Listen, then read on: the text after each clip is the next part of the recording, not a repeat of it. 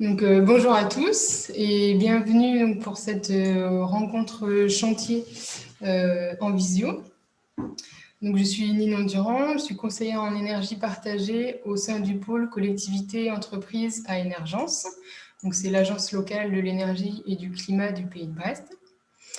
Cette visio s'inscrit dans un cycle de visites de chantier qu'on a initié fin 2019 pour promouvoir et valoriser les projets exemplaires ou ambitieux sur le territoire et pour permettre de donner des retours d'expérience. Ces visites ont été fortement perturbées avec les différents confinements. Et donc aujourd'hui, on se lance dans notre première visio. Celle-ci a été organisée en partenariat avec Brest Métropole et Abibois notamment, ainsi qu'avec les différents acteurs du projet que je vais présenter rapidement avant de leur laisser la parole. Je vais juste faire quelques petits rappels de fonctionnement aussi. Voilà le déroulé du programme. On aura une introduction de Glenn Dissot, le vice-président au plan climat et énergie territoriale à Brest Métropole, qui est aussi le président d'Énergence. Ensuite, Dominique Dervé nous présentera le conservatoire botanique, avec ses principales missions, son fonctionnement, et pourra parler des besoins que les utilisateurs avaient pour le bâtiment.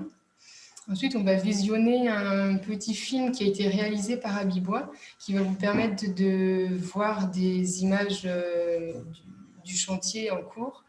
Il y a aussi des interviews des différents acteurs. Et ensuite, on aura une présentation sur certains points détaillés des différents acteurs. Laurent Lemarec fait partie de la maîtrise d'ouvrage, elle est chargée d'opération à la direction de patrimoine logistique à la métropole. Olivier Hélary est l'architecte du projet. Olivier Thomine travaille à l'entreprise qui a réalisé l'ossature bois. Et ensuite, Morgan Le Goff a réalisé une mission d'assistance à la maîtrise d'ouvrage pour la mise en œuvre de la paille. Et ensuite, l'idée, c'est d'avoir un temps assez long pour les différentes questions ou échanges qu'il y aura. Sur le fonctionnement général, voilà, juste pensez bien à garder vos micros coupés quand vous n'avez pas besoin. Pendant les présentations, si vous voulez, vous pouvez utiliser le chat. On essaiera d'avoir un œil dessus et à la fin de chaque intervention, on pourra revenir sur certains points.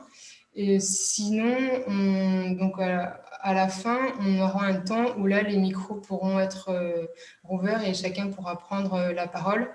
Vous pouvez lever la main pour vous identifier et on essaiera de comme ça donner la parole à chacun.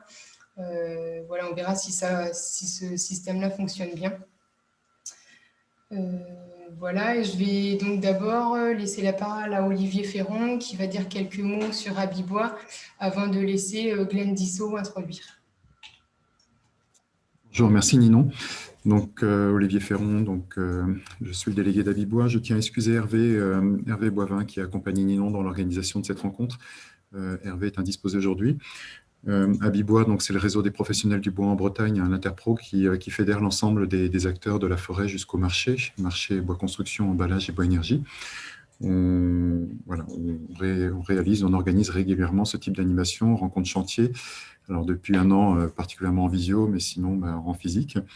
On est également acteur d'action à l'échelle territoriale puisqu'on travaille avec des acteurs comme le Pays de Brest particulièrement, où depuis à peu près un an est mis en place une action portant le développement de la filière bois et particulièrement du bois d'œuvre sur le territoire du Pays de Brest. On a réalisé un diagnostic, rédigé un programme d'action et là on est dans une phase de collecte de moyens pour mettre en œuvre ce programme d'action qui devrait voir le jour à partir de la fin de l'année.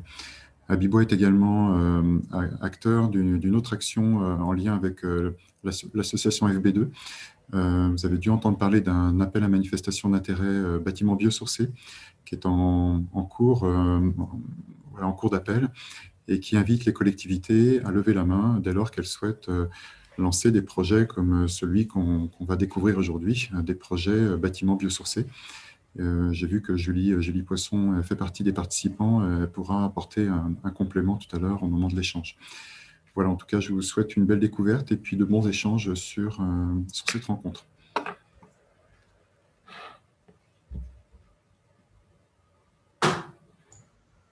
Merci. Du coup, Glenn Dissot, si vous voulez introduire. Oui, merci beaucoup.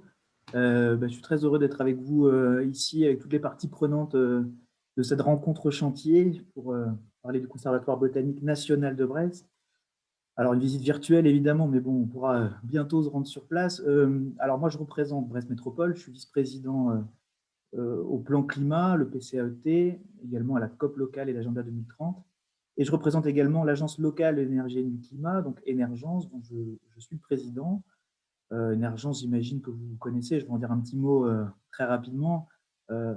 C'est l'agence de conseil qui informe, sensibilise tous les consommateurs du pays de Brest, que ce soit particuliers, collectivités, entreprises, aux économies d'énergie et aux énergies renouvelables. Alors, l'entrée particulier se fait via la plateforme Tinergie, que vous connaissez peut-être, hein, qui est le véritable service public local de la rénovation énergétique. Pour aller très vite, on a aussi une grosse entrée collectivité avec le conseil en énergie partagée et une attention très particulière sur les consommations d'énergie des collectivités et évidemment le patrimoine bâtimentaire, alors que ce soit les missions sur les matériaux biosourcés ou globalement les performances énergétiques de ce patrimoine. Énergence est vraiment le bras ouvrier de la collectivité, en tout cas de Brest Métropole, pour porter nos politiques climat-énergie, donc avec tout un écosystème d'acteurs, hein, dont certains sont représentés aujourd'hui, pour porter les ambitions, les grandes ambitions climat-énergie de Brest Métropole, en se basant donc sur ce fameux document cadre, le plan climat, le fameux PCAET, qui court jusqu'en 2025 en ce qui nous concerne, et qui est le document structurant qui nous permet d'influer certaines politiques et de définir en tout cas ce qu'on veut faire très concrètement via une soixantaine de fiches actions. Ça concerne 13 domaines thématiques. Grosso modo, les ambitions globales, on va dire, sont le fameux facteur 4, la réduction par 4 de nos émissions de gaz à effet de serre sur le territoire, avec l'objectif aux trajectoires de réduction de 55% des émissions de CO2, d'aller vers la neutralité carbone, comme on nous l'y invite de plus en plus. Deuxième point, une attention sur la sobriété, avec un objectif de réduction des consommations énergétiques, divisé par 2. Et puis enfin, une production de NR, donc d'énergie renouvelable, avec un objectif à atteindre également dans le mix local. Alors, ce projet est moins démonstrateur peut-être pour ce troisième point, mais pour les autres, il l'est certainement. Et pour répondre à toutes ces ambitions globales, on a une vraie attention sur les bâtiments, sur l'aménagement du territoire au sens large, pour voir la façon dont on envisage la ville, dont on envisage l'aménagement du territoire, la teneur même de nos bâtiments, du neuf évidemment, et de l'existant aussi. Donc il y a un lien direct ici, effectivement, via le respect des contraintes environnementales, alors surtout dans un environnement aussi exceptionnel que le Vallon du Stangala, la réflexion sur les performances thermiques, sur les bâtiments passifs, les écomatériaux, évidemment. Je crois qu'on va quand même parler un petit peu de paille aujourd'hui. Je crois qu'on avait ici l'ambition de réaliser un projet vraiment innovant, alors qui valorise à la fois le Vallon du Stangala, avec une ambition architecturale, on va s'en rendre compte, qui soit à l'image des enjeux scientifiques et environnementaux du conservatoire. C'est un projet qui répond déjà aux usages, c'est-à-dire qui répond aux besoins, des équipes administratives, de laborantins, qui tisse un vrai lien aussi avec les usagers, avec un lien assez sympa avec les espaces verts de la collectivité. On pourra en reparler. Et puis un vrai lieu d'accueil aussi pour le public, pour les scolaires, pour un peu tout le monde. Voilà. Et puis un écrin également à la hauteur quand même de ce qu'est le conservatoire et de cette banque de semences inestimables en particulier. Donc voilà, un très beau projet qui va changer, je crois, bien des choses dans l'image du conservatoire et pour les salariés en premier lieu. Donc il y a eu un vrai travail intéressant et global, je crois qu'on va pouvoir le détailler, auquel on est très très attentif, sur les espèces, sur les essences arborées. Vous voyez l'autre jour les petits filets pour les grenouilles, par exemple. Donc voilà. Et sur la qualité architecturale du projet en tant que tel, je crois qu'on a beaucoup de choses à dire sur l'utilisation évidemment des matériaux, on va parler d'isolation paille, des sols en lin peut-être, de l'enveloppe Douglas, etc. Et moi, j'ai vu vraiment un bâtiment très ambitieux, très intéressant, qui donne une impression de confort, de modernité écologique dans ce cadre incroyable. Donc, je pense que ce sera vraiment un exemple et un démonstrateur, en tout cas, de beaucoup de choses qu'on peut donner à montrer aux acteurs du territoire. Voilà. Donc, bienvenue à toutes et à tous dans cette visite, dans cette rencontre de chantier virtuelle. J'ai hâte d'entendre toutes les parties prenantes aussi nous détailler un petit peu la façon dont elles ont abordé les choses. Et puis surtout, j'ai hâte qu'on puisse s'y promener bientôt après l'été. Voilà. Donc, merci de votre attention, de votre présence ici. Et je vous laisse la parole, monsieur le directeur. Merci beaucoup. Oui, quelques minutes et je vais m'inscrire complètement dans la continuité de ce qui a été dit là, en apportant quelques éléments de précision sur ce qu'est le conservatoire botanique pour bien resituer effectivement dans la continuité de ce qui a été dit le projet. Donc le conservatoire botanique, c'est un établissement technique du domaine de la biodiversité. Il a pour vocation d'accompagner les acteurs publics, collectivités, l'État, mais aussi des acteurs privés dans leurs actions de biodiversité. C'est un expert au service des politiques et des actions de la biodiversité. Il assure notamment un énorme travail d'inventaire, de connaissance, d'observatoire de la flore et des végétations sauvages. Et sur ces bases-là, il identifie les enjeux de préservation, de conservation. Et sur ces bases-là, il va accompagner les acteurs publics et privés dans leurs actions de préservation. Donc c'est vraiment un rôle d'expertise. Et pour la petite histoire, c'est important de noter que ce concept de conservatoire botanique, il est né à Brest. Il est né à Brest dans les années 70, dans un contexte particulier sur lequel je ne reviens pas, mais cette source, cette idée qui a fait aujourd'hui Flores est née ici, est née à Brest. Elle est née dans ce vallon avec notamment l'appui de la métropole de Brest à l'époque. Donc c'est un établissement qui aujourd'hui travaille sur 3 régions, la Bretagne, les Pays de la Loire et la Normandie, comme l'ex-Basse-Normandie. C'est aussi un établissement qui intervient à l'étranger dans le cadre de coopération, d'assistance, de conseil, notamment dans les îles océaniques et au lieu de biodiversité, qu'il s'agisse de l'île Maurice ou des Rois de Fernandez ou même de la Sicile, plus proche de nous. Donc c'est un établissement d'expertise et qui intervient à différentes échelles. C'est un établissement qui est agréé par l'État. Il a un label national dans le cadre d'un réseau national d'établissements, des 12 CBN en France qui nous répartissons le territoire. Donc nous, pour l'Ouest, comme je l'ai dit, c'est aussi un établissement, et c'est d'abord un établissement public territorial, constitué de la métropole, de la région, du département du Finistère. Traditionnellement, historiquement, on loge dans des locaux de la métropole, et c'est ce qui explique que la métropole soit maître d'ouvrage du chantier aussi qui va vous être présenté en détail tout à l'heure. Et le site de Brest, c'est le cœur scientifique technique de l'établissement, qui a aussi une antenne à Nantes et une antenne à Caen. Et les 2 tiers de l'effectif sont sur Brest. Et sa plateforme technique est aussi sur Brest. Cet établissement qui a une quarantaine d'années, il avait commencé à vieillir dans ses infrastructures matérielles, immobilières, et le besoin se faisait sentir depuis déjà un bon nombre d'années, de la nécessité de passer à un autre stade, de passer à un autre niveau d'équipement pour permettre à cet établissement d'affronter les défis qui continuent de se présenter à lui. D'où ce projet immobilier qui donc prend place sur le même site que l'ancien bâtiment, et ça c'est important en termes environnementaux et en termes de biodiversité. Vous savez qu'un des enjeux principaux en termes de biodiversité, c'est limiter l'artificialisation des sols, limiter la fragmentation des territoires, et ce bâtiment, il se reconstruit sur place, il ne participe pas à l'extension de la tâche urbaine, il ne génère pas de nouvelles voiries, il ne génère pas de nouvelles infrastructures périphériques.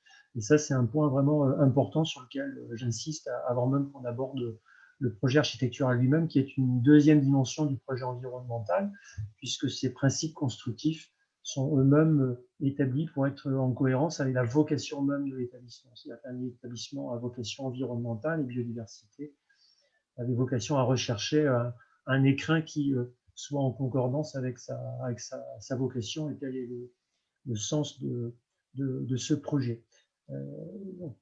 Dans cette logique de construction de bâtiments neufs, évidemment, au cœur du sujet, c'est les moyens techniques nécessaires pour le conservatoire. Et en particulier, évidemment, le logement des équipes en termes de bureaux. mais aussi et surtout la plateforme technique que j'évoquais tout à l'heure, en travers de 4 dimensions principales que sont d'une part son laboratoire, hein, qui manquait d'espace et qui manquait d'outils techniques, avec une banque de semences adaptée, avec une chambre de culture adaptée, sa plateforme informatique, le Conservatoire botanique est le premier détenteur de données sur la biodiversité dans l'ouest de la France, hein, et ces données constituent un trésor aussi important que ces semences, et il fallait aussi un espace, et notamment un centre de données, pour abriter l'ensemble de ces informations. C'est la deuxième dimension. La troisième dimension, c'est un espace documentaire très spécialisé. Là aussi, le Conservatoire botanique est un des principaux centres de documentation dans son domaine, que ce soit des ouvrages, que ce soit des herbiers, que ce soit une iconothèque. Tous ces éléments-là nécessitaient aussi d'être relogés dans des conditions plus appropriées, et en particulier s'agissant des herbiers qui nécessitent des conditions techniques particulières. Et le dernier point, c'est les espaces de formation et de réunion qui sont également nécessaires pour un établissement qui se trouve au cœur de réseaux professionnels et qui a besoin de pouvoir les recevoir dans de bonnes conditions. Et ça a été évoqué tout à l'heure, c'est aussi un établissement qui a vocation à accueillir des scolaires, à accueillir du public, dans le cadre de sa mission de sensibilisation et d'information. Et donc, le bâtiment sera équipé aussi pour accueillir ces publics. Et 3 points sur l'esprit du lieu. Hein. Donc, comme ça a été dit, ce bâtiment il s'insère dans un espace remarquable qui est le jardin conservatoire du Vallon du Stangala.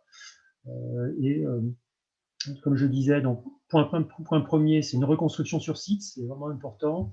Une deuxième, c'est un renforcement de l'interaction visuelle avec l'espace. Ce bâtiment sera plus en relation avec le jardin, avec l'extérieur de son site, alors que le précédent bâtiment était plus confidentiel.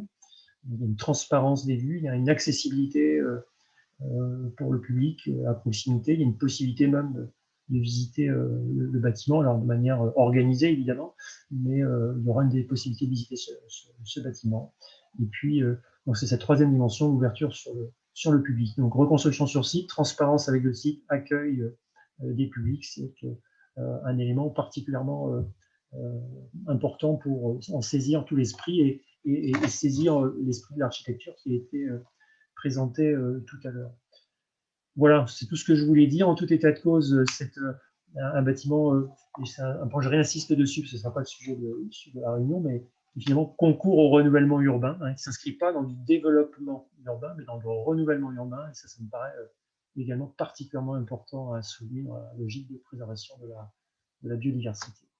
Voilà, merci. Alors, je ne resterai pas avec vous sur l'ensemble de la réunion, mais je vais assister aux premières présentations, et en tout cas, je vous souhaite très très belle réunion, très bons échanges pour la suite, et très heureux que ce bâtiment puisse inspirer ce type de réunion et encourager les initiatives dans ce sens. Merci. Merci beaucoup à vous. Ok, donc on va maintenant, je vais vous partager le film, voilà, qui dure une dizaine de minutes. Donc vous allez le voir via mon partage d'écran. Si jamais ça ne fonctionnait pas, je vais vous mettre le lien. Le film est aussi sur YouTube, donc je vais vous mettre le lien sur le chat. Et si jamais vous avez des problèmes de connexion, vous pouvez de votre côté aller sur YouTube le visionner, en ayant bien attention de laisser votre micro sur la visio coupé.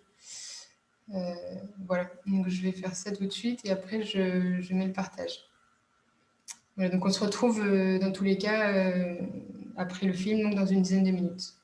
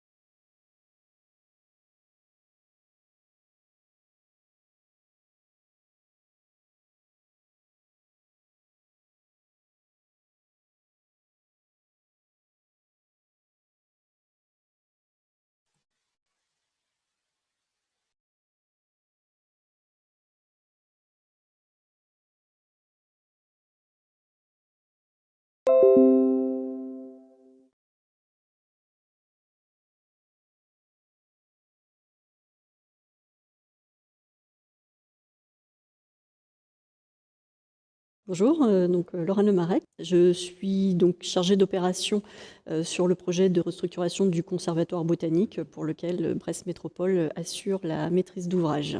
On s'est appuyé sur un programmiste, Aubry Guiguet, qui nous a accompagnés dans la définition des besoins du Conservatoire botanique, donc en partenariat avec les équipes du Conservatoire botanique, et également les besoins en termes de locaux pour les jardiniers qui sont également présents sur site. Le programme a abouti au lancement d'une procédure de concours pour sélectionner un maître d'œuvre. Les locaux dans lesquels était hébergé le Conservatoire botanique, donc qui était sur le site actuel, étaient vétustes, avaient plus d'une quarantaine d'années. Le parti retenu a été de démolir les locaux existants et de construire sur le site actuel les nouveaux locaux du Conservatoire botanique. Une des missions du Conservatoire botanique est également d'informer, de sensibiliser le public à la préservation de la biodiversité en permettant au public de visiter la serre et en accueillant des salles de formation au rez-de-chaussée de ce bâtiment, salles de formation pour le public.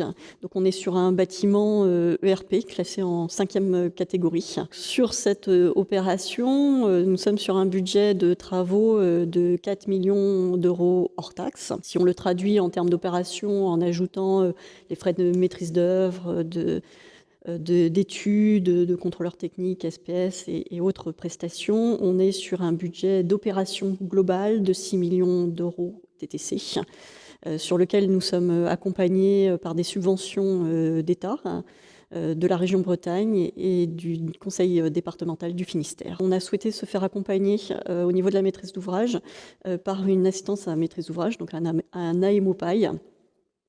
C'est Accorpaille qui a pris cette mission, qui nous a confié comme intervenant donc François-Xavier Vandeville pour la partie conception et Morgan Le Goff sur la partie réalisation, 2 personnes qui font partie du réseau paille armoricain, et donc qui nous ont permis d'assurer tout au long du process de conception à la réalisation la qualité de l'ouvrage, en anticipant les écueils et en nous amenant des solutions éventuelles aux problèmes que l'on pouvait rencontrer, et en tout cas en cherchant à les éviter.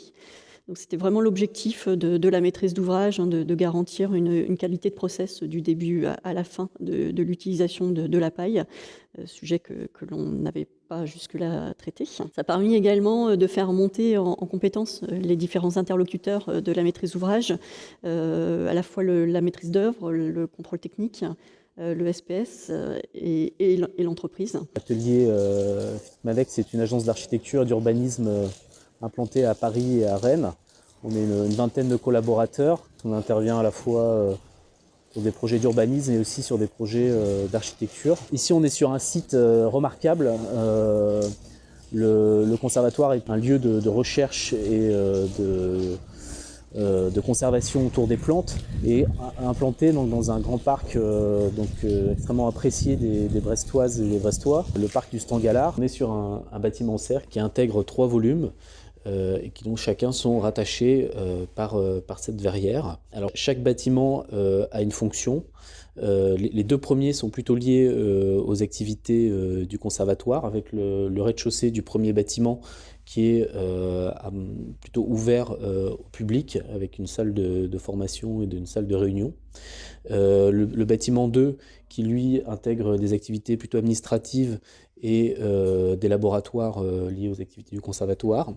Et puis donc dans le bâtiment 3, le dernier volume, au rez-de-chaussée, on a les activités des espaces verts de la ville de Brest, et à l'étage, d'autres bureaux liés aux activités du conservatoire. Il y a 2 foyers, il y a un foyer lié au conservatoire et un foyer lié aux espaces verts, et donc les 2 se rejoignent au travers de la serre qui crée donc du lien et la possibilité de se rencontrer, d'échanger. Chaque volume est indépendant d'un point de vue structurel et thermique. Et ici, vous voyez représenter l'ensemble des murs donc, en pointillés qui sont en bottes de paille. Donc, le choix de l'isolation en bottes de paille, au-delà du choix de la question de la performance environnementale, c'était aussi faire un clin d'œil ou faire un écho aussi aux activités du parc et du conservatoire botanique. On a sur ce projet donc une production énergétique qui est donc un chauffage au gaz, puisqu'on a un réseau de gaz qui passe à proximité, et donc une chaufferie qui est implantée ici qui va chauffer l'ensemble des pièces. Pour la ventilation, on a développé donc on a des contraintes techniques avec des usages liés au bâtiment qui font qu'on a plusieurs systèmes de ventilation. Toute la serre est ventilée naturellement et les fenêtres sur l'ensemble des façades permettent d'assurer une ventilation naturelle quotidienne dans un usage quotidien. Et pour compléter ça, on a donc des systèmes plutôt actifs avec une ventilation mécanique dans certaines pièces qui le nécessitent, et aussi une ventilation double flux parce qu'on a des usages, notamment dans les laboratoires, qui nécessitaient d'avoir une ventilation contrôlée. En termes structurels, c'est un système poteau-poutre béton avec des murs extérieurs en ossature bois.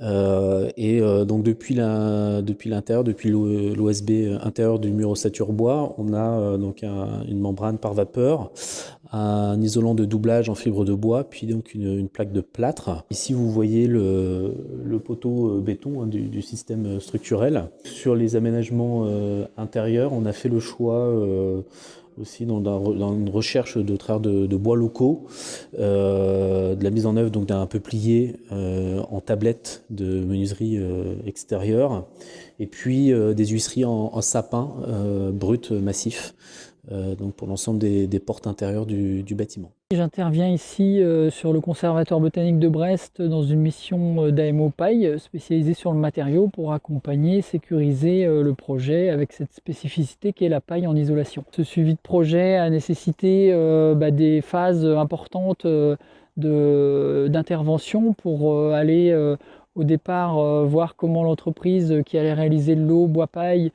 fabriquait dans ses ateliers les caissons isolés en paille. Vérifier que toute sa mise en œuvre respecte bien les règles professionnelles de la construction paille. Par exemple, on a comme sujet une densité au-delà de 80 kg par mètre cube pour la paille.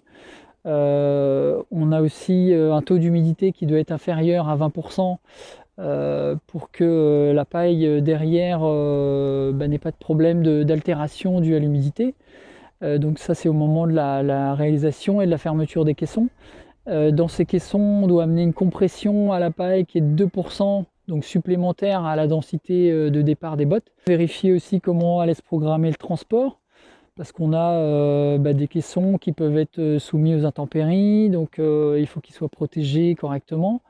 Les caissons étaient bâchés, vérifier que les systèmes d'ancrage qui permettent de lever ces caissons n'amènent pas de l'eau à l'intérieur des caissons et n'altèrent la paille. Faire un rappel auprès de l'architecte maître d'œuvre pour que la communication des entreprises, des autres lots adjacents soit correcte, dans le sens où on a une fragilité de ces murs qui sont protégés par des bâches. Il faut que pendant tout le chantier, en fait, les autres lots qui interviennent de façon adjacente à ce lot-là respectent ça. Une fois que le bâtiment a été mis hors d'eau, hors d'air, je suis revenu, moi, vérifier avec l'architecte, prendre des points de mesure à l'intérieur des murs pour qu'on soit sûr qu'il n'y ait pas eu d'entrée d'eau pendant la phase chantier. Ce bâtiment, il est attenant à des parties de verrière, donc des serres chauffées, ce qui fait que cette particularité d'un taux d'humidité qui peut être présent à l'intérieur des serres, c'est un peu une nouveauté avec l'usage de la paille dans le bâtiment, parce que on doit quand même vérifier que les transferts d'humidité se faisaient correctement. Ici, on a une botte de paille équivalente à ce qui a été mis dans les murs du Conservatoire botanique de Brest. Ça représente à peu près 2000 bottes de paille, ce chantier. Donc la caractéristique d'une botte de paille, notamment sur ses dimensions, c'est de faire 37 cm d'épaisseur, 47 cm de large, avec une longueur qui est variable. Dans la botteleuse, on règle la botteleuse pour sortir des longueurs plus ou moins importantes. C'est une botte de paille qui a été intégrée dans des caissons préfabriqués donc en usine. Cette botte de paille, elle est glissée entre montants. Donc on a des entraxes qui sont un peu spécifiques puisqu'ils doivent s'adapter à la botte de paille.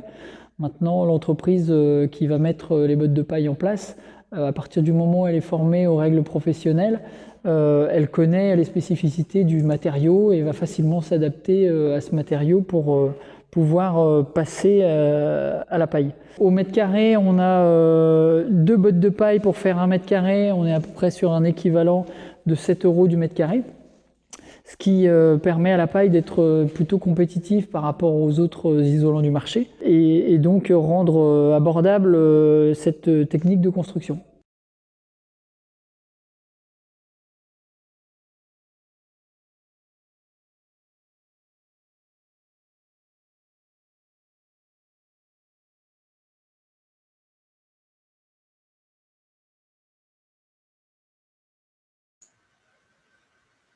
Voilà, et donc j'espère que tout le monde a bien pu voir en direct. Et j'ai pas vu de commentaires sur le chat, donc je pense que c'est bon. J'ai pas vu de questions non plus pour l'instant. Donc ouais, je voulais juste remercier Abibois pour la réalisation de ce film une nouvelle fois. Et j'ai juste oublié de préciser à tout le monde pour information, la visio est enregistrée. Et on essaiera de la mettre aussi en ligne, je pense, si ça donne quelque chose de pas trop mal. Et donc, si vous voulez aussi revoir ou partager pour des collègues ou autres le petit film en lui-même, donc je vous ai mis le lien sur le chat. On pourra aussi, si besoin, le rediffuser aux intervenants. Donc voilà pour le film. Du coup, je propose de passer la parole à Laurane Lemarec, qui va du coup présenter la vision du maître d'ouvrage. Et donc, si vous avez des questions, n'hésitez pas sur le chat ou des remarques, n'hésitez pas à les poser sur le chat. Voilà. Bonjour à tous, merci d'être là. Donc Laurane Lemarec, je travaille au sein du service conduite d'opération de Brest Métropole et je suis le projet du Conservatoire botanique depuis 2016, au moment où l'on a passé le contrat de maîtrise d'œuvre avec l'équipe de l'agence Philippe Madec. Donc le projet, je vais vous présenter rapidement ce qui s'est passé en fait et la volonté qu'a mis Brest Métropole sur ce projet. Donc avant la partie construction qu'abordera ensuite Olivier Hélary, qui est le maître d'œuvre de réalisation. Donc, le se situe à Brest, à l'est de Brest, au-dessus de la plage du Moulin Blanc, dans le vallon du Stangalard. Donc il y a un parc, un jardin remarquable, hein, boisé, arboré, et mis en valeur par le personnel du Conservatoire botanique et les jardiniers de Brest Métropole. Donc on voit là, je vous ai entouré l'emplacement des anciens bâtiments. Donc on voit bien qu'ils sont dans un milieu naturel particulièrement important. Voilà. Les anciens locaux, quelques photos des anciens locaux. Donc, comme vous pouvez le constater, on était sur des bâtiments qui n'étaient absolument plus adaptés à l'activité du conservatoire botanique. Ils étaient exigus en termes de fonction, hein, ce qu'a expliqué Dominique Dervé, le directeur du conservatoire, tout à l'heure. On était sur des bâtiments éclatés, donc un pôle administration, les botanistes qui, eux, travaillaient dans le bâtiment modulaire. Des bâtiments non accessibles aux personnes à mobilité réduite. Pour le personnel jardinier qui était également hébergé sur site et qui le sera dans le futur bâtiment, on était sur des vestiaires qui n'étaient absolument plus aux normes et en termes de confort très limite pour le personnel qui y travaillait. Donc voilà, des locaux qui nécessitaient d'être rénovés à la hauteur de l'expertise du conservatoire botanique. Donc, Brest Métropole a travaillé avec le cabinet Aubry-Guiguet, hein, qui est une agence de programmation parisienne, et on a pu définir ensemble ce qu'allait contenir le futur bâtiment en s'appuyant sur le conservatoire botanique et sur les équipes de jardiniers pour faire remonter les besoins. Et on a essayé de retirer dedans les objectifs principaux du projet. Je vois une vilaine coquille sur les objectifs sans S, pardon. Donc les objectifs que portait Brest Métropole sur ce projet étaient d'accueillir pour le Conservatoire botanique des effectifs croissants en garantissant un niveau de technicité des installations important, hein. Dominique Dervé l'a précisé, ils sont sur un domaine d'expertise très pointu et donc il fallait que les installations proposées soient à la hauteur de cette expertise. Il s'agissait également de favoriser l'accueil de partenaires multiples, des échanges donc avec l'Université de Bretagne qui travaille avec le conservatoire, avec des partenaires d'autres régions également. Un autre objectif qu'on s'était fixé, c'était de rendre visible et communicable l'action du conservatoire botanique. Il faut beaucoup de Brestois ignorent leur présence au sein du Vallon. Or, ils ont une expertise nationale et internationale, donc il fallait qu'on puisse valoriser l'action et le travail qu'ils réalisent.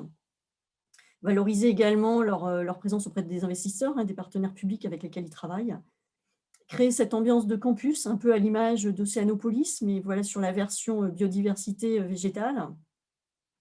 Et un autre volet qui n'a pas été développé dans le début des présentations, mais c'était également de mutualiser les locaux avec les équipes de jardiniers qui coopèrent tous les jours avec les équipes du conservatoire botanique dans l'entretien notamment du jardin.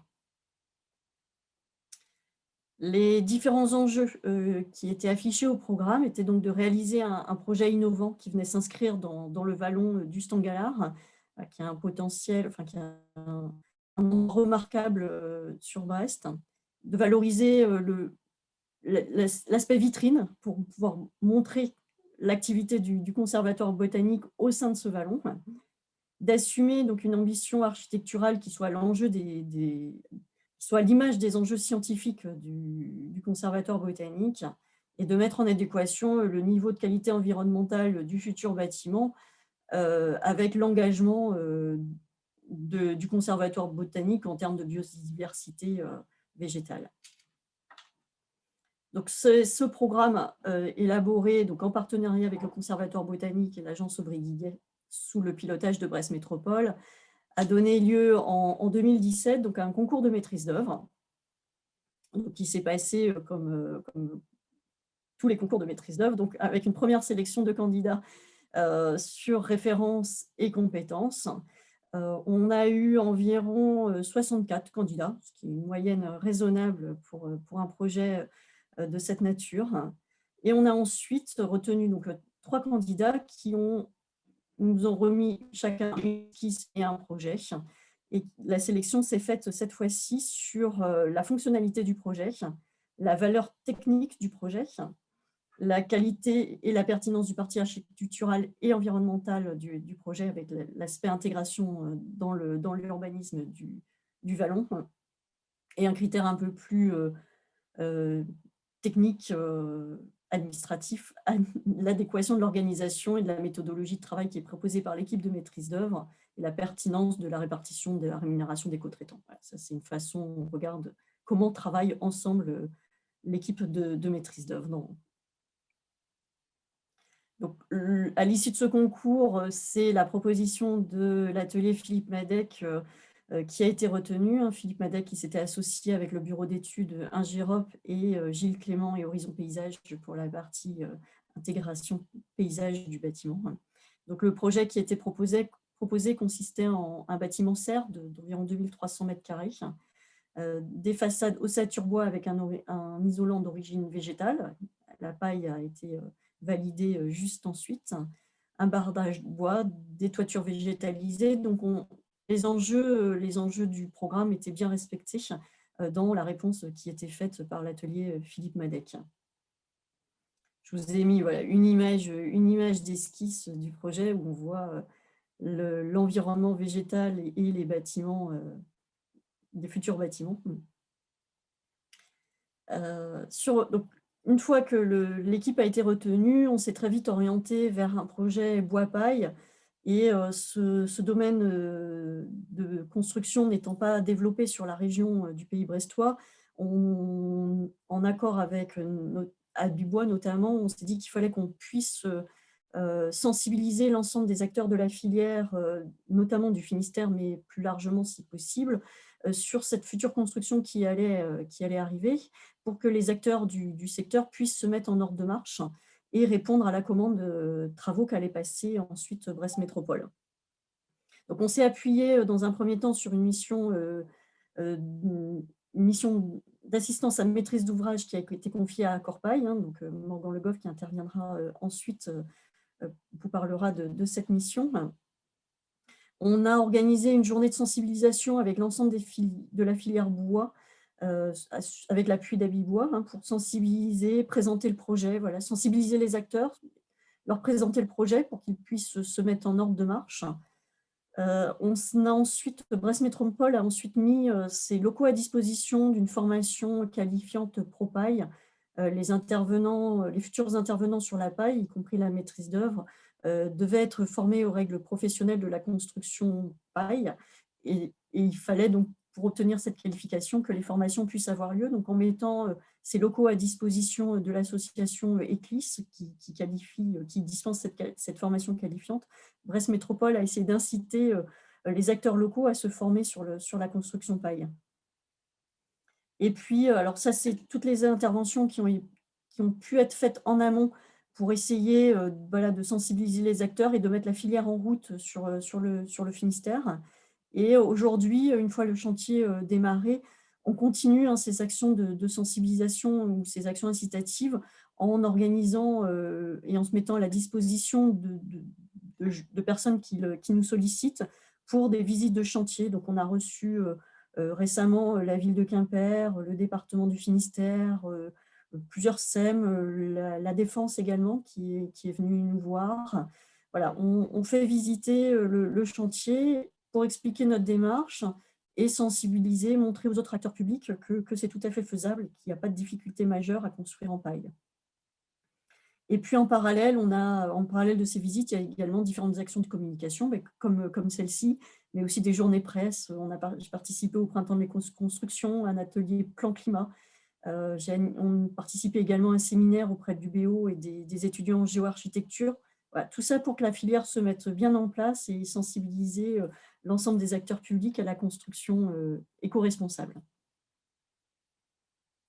Et donc, pour terminer mon intervention, je vous ai mis quelques images pour éviter de reproduire sans arrêt les images d'esquisse qui sont aujourd'hui dépassées. Voilà, quelques images du chantier, où là, on a une vue du bâtiment et de la serre. Je crois qu'Olivier vous en montrera des plus récentes, donc je passe rapidement. Voilà, l'ambiance de la future serre avec les bâtiments qui y sont insérés. Et ça, c'est une vue que l'on a quand on se promène dans le jardin du conservatoire botanique. On voit les futurs bâtiments là, qui apparaissent, mais qui sont parfaitement intégrés dans l'esprit du vallon et du jardin. Et pour finir, on est sur un chantier qui sera livré en juillet 2021 et une ouverture, les services s'aménageront au mois de septembre et donc ouverture du bâtiment en septembre 2021. Donc ça y est, on y est. Merci.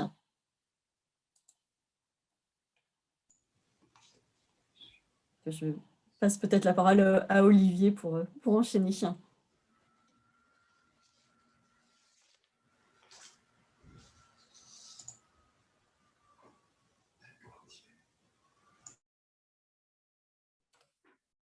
Bonjour. Merci à Brest Métropole, Énergence et Abibois pour l'organisation de cet échange de retour d'expérience sur ce projet. Je pense qu'on voit mon écran. Donc effectivement, comme Laurent Lemarec l'expliquait, donc on est donc une équipe de maîtrise d'œuvre donc composée de l'atelier FICMADEC. On est mandataire sur ce projet et on est accompagné du bureau d'études Ingérop et des paysagistes, donc Horizon Paysage Gilles Clément, puisque ça ne fait pas l'objet de la discussion d'aujourd'hui, mais il y avait un enjeu aussi fort pour la question de la place du végétal dans ce projet, au vu des activités du conservatoire. Et donc, plusieurs réponses ont été apportées sur cette question. Et puis donc une équipe un peu classique qui nous accompagne aussi sur la mise en œuvre de ce chantier, donc un OPC, bureau de contrôle, SPS, et donc Accorpaille aussi comme AMO Paille. Ce qui est effectivement important sur ce type de projet où la place du biosourcé est importante, c'est de bien faire travailler ensemble tous ces acteurs, puisque voilà, il y a plusieurs problématiques qui se posent au fur et à mesure de l'avancement du chantier, et donc le travail en commun est extrêmement important. Alors, comme on l'a présenté dans la vidéo, une vue aérienne du projet du conservatoire, donc ce sont trois bâtiments reliés par une serre, et donc la serre qui fait le lien entre ces bâtiments, et aussi à travers de deux grandes failles entre les trois bâtiments, fait un lien paysager entre le bas et le haut du vallon du Stangalar, avec l'objectif, et je pense qu'on a réussi à mettre en œuvre, de faire rentrer au maximum le végétal dans le bâtiment, et d'apporter une intégration aussi paysagère globale du projet. Donc, voilà, une vue en plan du projet. Donc, l'ensemble fait environ 2000 m², donc sans prendre en compte la serre. Et donc, les trois bâtiments sont complètement indépendants en termes structurels, thermiques. Donc ça, c'est une coupe constructive sur le projet. Le parti pris un petit peu compromis, on va dire, technico-économique qu'on a mis en place sur ce projet dans le cadre des études avec le bureau d'études, c'est de faire surtout le pari d'une enveloppe la plus performante possible. Donc ici, on est sur une enveloppe des murs extérieurs en bois paille, isolation de paille. Et la question de l'enveloppe aussi se développe en toiture, puisque les toits sont recouverts d'une toiture végétalisée. Alors, l'enveloppe, le système structurel de base, c'est un poteau-poutre béton. Le béton est utilisé vraiment à minima dans ce qu'il apporte de positif, on va dire, au projet, notamment sur des questions acoustiques et des questions d'inertie. Et l'enveloppe vient entourer ce poteau-poutre. Alors, sur l'aspect un petit peu chantier, organisation de chantier, on avait dans ce montage de projet 19 lots qui ont été mis en place à l'appel d'offres. Plutôt le choix de segmenter un petit peu les différents lots d'intervention, comme ça, en lots séparés, comme ça se fait traditionnellement. On sera peut-être un sujet dont on pourra parler après dans les questions-réponses. Mais le lot qui portait donc les murs ossature bois était dissocié de la question de la charpente et de la question du système structurel. Donc, on avait un lot spécifique façade ossature bois, et donc porté par l'entreprise SCOB, qui interviendra juste après moi. Et puis, donc, plusieurs intervenants après sur la question du clos et couvert, qui a peut-être un peu parfois aussi généré des complexités dans la poursuite du chantier, dans la mise en œuvre du chantier. Donc, on va revenir à discuter un petit peu après. Donc, on avait effectivement un lot couverture et puis un lot menuiserie extérieure qui s'est occupé de la pose des fenêtres. Voilà, donc une vue aérienne des différents systèmes constructifs mis en œuvre. Et donc, le chantier a démarré par la mise en œuvre d'un prototype, qui était un élément important, puisqu'il a permis, avant la réalisation du chantier, de se poser un petit peu avec les entreprises et les différents partenaires de la maîtrise d'œuvre, les différentes questions problématiques que pouvait poser la mise en œuvre de murs en ossature bois paille, et notamment aussi dans l'interaction avec les entreprises adjacentes au mur.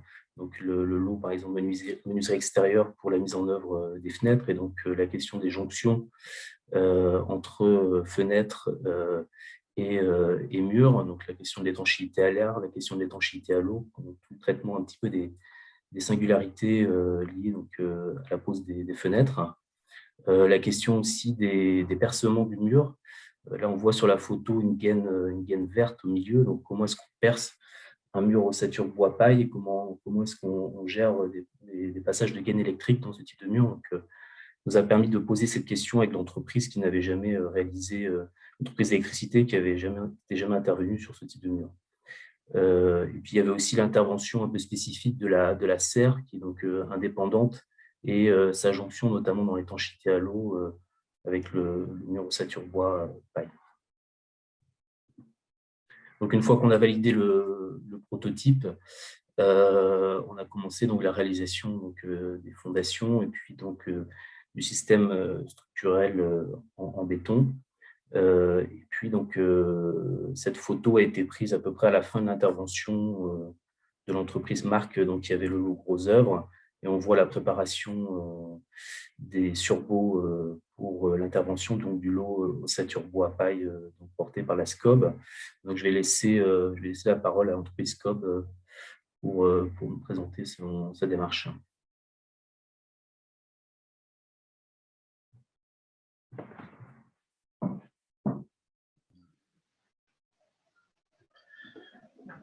Bonjour à tous, je suis Olivier Tomine, le dirigeant de la SCOB. Je suis accompagné de Mathias Magui, qui est associé dans l'entreprise et qui aura un point technique et présentation de ce dossier. Peut-être déjà, une première chose, remercier Abibois, une agence, pour l'organisation de cette présentation, et puis aussi remercier Brest Métropole et puis l'atelier Philippe Madec pour nous avoir donné l'opportunité de participer à ce projet. Notamment, donc, nous, le lot sur lequel nous avons travaillé, c'est le lot mur ossature bois, isolé en paille, pour la réalisation de l'enveloppe des différents bâtiments. Je vais peut-être vous présenter très rapidement, ce n'est pas l'objet de la réunion, mais vous présenter quand même l'entreprise pour que vous puissiez mieux nous connaître. Nous sommes situés à l'ouest de Rennes, à une quinzaine de kilomètres, donc en plein milieu de la Bretagne, ce qui nous amène à travailler et intervenir sur des chantiers sur les 5 départements de l'Ouest, donc les 4 départements bretons et Pays de Loire, avec 2 pôles d'activité principaux sur Rennes et Nantes, qui sont bien entendu les lieux où il y a le plus de construction, mais aussi sur l'ensemble des départements bretons et donc jusqu'à Brest. Nous employons 60 salariés environ. Nous effectuons deux activités qui sont complémentaires. La première, des dossiers d'appel d'offres sur lesquels nous réalisons le lot charpente, ossature bois, bardage, le plus fréquemment. Et donc là, sur des bâtiments tertiaires, des bâtiments de logement collectif, logement individuel, et ça pour des collectivités publiques, des promoteurs, des bailleurs sociaux, différentes entités. Et puis, nous avons un deuxième métier sur la maison individuelle, sur lequel nous intervenons en tout corps d'état, maison individuelle en bois visuel. Notre métier, c'est le bois, et ça depuis plusieurs dizaines d'années. Donc, nous réalisons des charpentes massives, lamellées collées, des ossatures, des murs ossature bois, des bardages, toujours à base de bois. Donc, nous utilisons donc ces matériaux biosourcés, notamment dans les isolants. Nous utilisons donc depuis maintenant quelques années de la paille. Donc sur 2020-2021, en fait, sur les 18 derniers mois, nous avons réalisé 5 chantiers différents en isolation paille, dont le Conservatoire national botanique de Brest, mais aussi à la Chapelle-Thoireau, donc à côté de Rennes, en périphérie rennaise, un bâtiment collectif de logement pour Néotoa, pour un bailleur social, donc qui est un bâtiment en R+3, donc avec des murs en ossature bois, isolés en paille, et donc une structure poteau-poutre également en bois. Donc là, c'est un bâtiment 100% en bois sur 3 étages. On a réalisé également, toujours en périphérie rennaise, une maison médicale à Gauvin. Donc là, même principe qu'à Brest, en mur manteau, en bois isolé de paille. À la Grigonnet, donc entre Rennes et Nantes, on a réalisé un restaurant scolaire, donc là avec des murs et des caissons de toiture en isolation paille. Et puis on a aussi réalisé l'extension du siège de Néotois, donc un bailleur social à Rennes, donc c'est une surélévation en R+5 en mur saturbois et isolation paille également. Donc voilà, donc on est sur un métier, un complexe d'isolation qui est de plus en plus utilisé et qu'on sait maintenant mettre en œuvre. Je vais laisser Mathias présenter plus particulièrement le dossier de Brest sur le plan technique. Bonjour. Donc, du coup, le dossier de Brest a été le premier pour nous en paille. Ce qui nous a obligé à changer notre façon de travailler suivant les épaisseurs. Il a fallu travailler avec des bottes de paille pour réaliser les saturbois. Donc habituellement, on partait plutôt des formats de panneaux pour définir les anthrax des montants au saturbois. Là, la botte de paille nous impose de déterminer les anthrax en fonction de sa dimension, donc à savoir 47,5 cm. Et on est également sur des ossatures qui sont beaucoup plus profondes. Donc là, en l'occurrence, on était sur... Alors, il y a différents types de construction, mais là, sur celle-ci à Brest, on était sur une ossature en lamellé collé, donc en montant de 55 par 360. La complexité de cette réalisation, donc c'est plus le poids aussi également des ossatures. On était à peu près sur des poids de 100 kg au mètre carré. Donc, d'où la complexité du levage. Il a fallu quand même étudier la proximité des grues pour savoir où on pouvait se positionner et voir les formats d'ossature qu'on pouvait réaliser. Et la préfabrication dans nos ateliers, du coup, comme vous pouvez le voir sur ces photos, qui était un peu différente. Donc, on ne travaillait pas sur les tables, on travaillait plutôt au sol. On n'était pas forcément encore équipé, même si on le saura dans un avenir un peu plus proche. Dans 1 ou 2 mois, on aura des tables qui nous permettront de faire de la paille. La problématique de la paille, c'est qu'on travaille avec des bottes qui sont assez lourdes, donc on ne peut pas forcément les lever. Les ouvriers en atelier ne peuvent pas forcément les lever, donc il est préférable de travailler plus bas pour pouvoir les insérer dans les caissons. On a également, alors, comme vous pouvez le voir sur les photos, donc protéger les murs au transport, adapter des systèmes de fixation pour éviter les infiltrations au transport et au levage.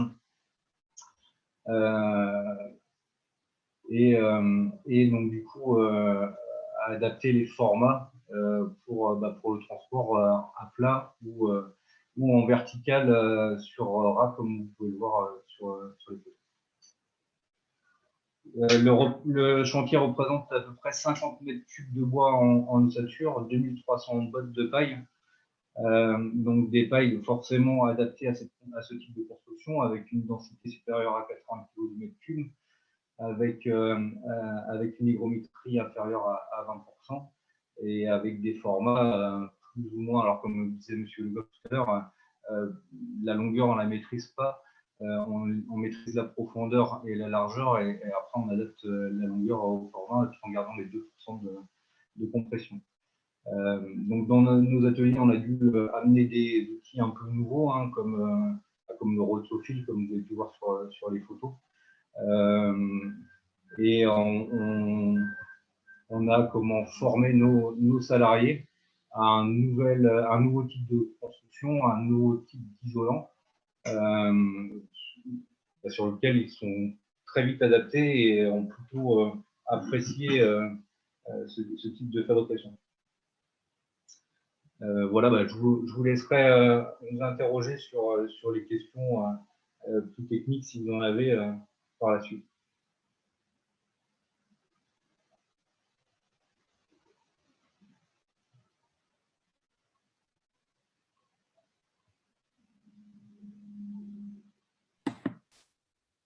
Larry, je vous laisse reprendre. Oui, d'accord. Donc, effectivement, le levage, vous avez vu là les photos donc, de la fabrication des murs ossature bois ont été fabriqués dans l'atelier de SCOB à Rennes et donc transportés sur le site de Brest, grutés, puis placés donc, sur les murs. Et donc, une fois qu'on a terminé ça, il y a eu le travail sur la charpente avec l'entreprise Briton, la réalisation de la couverture, la résiliation, donc la pose des menuiseries extérieures, et puis donc on est arrivé à la fin du clos et couvert.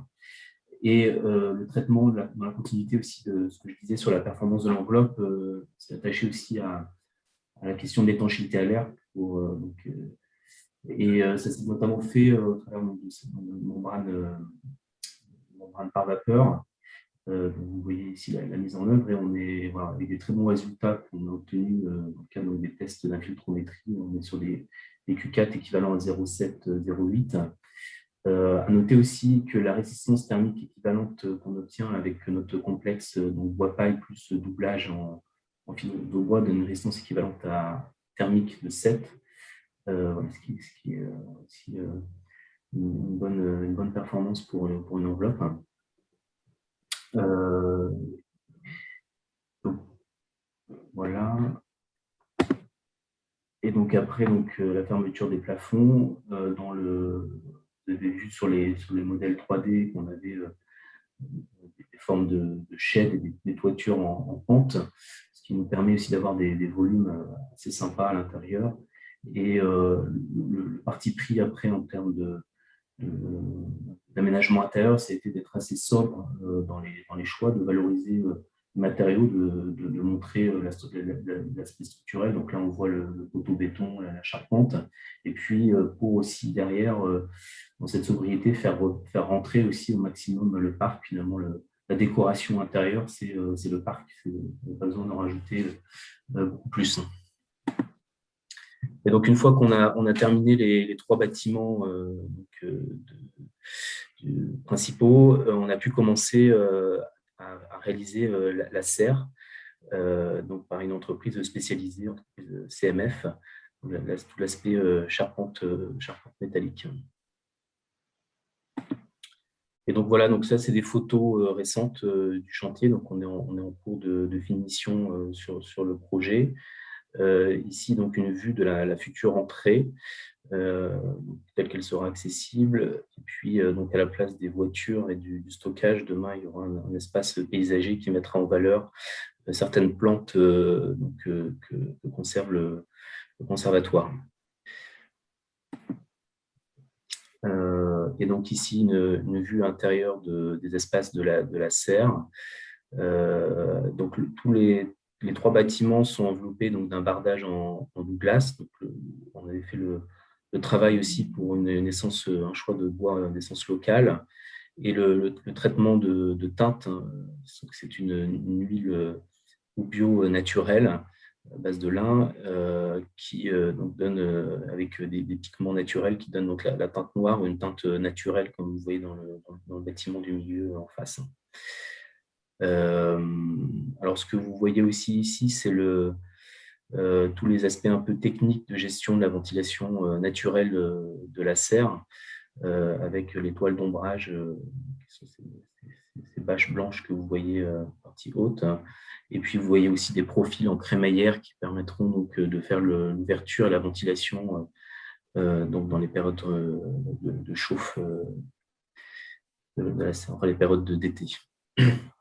Et donc là, 3 poteaux en attente qui vont accueillir prochainement donc, la passerelle qui permet donc de faire un lien entre les étages des 3 bâtiments qui donc, relient différents bâtiments.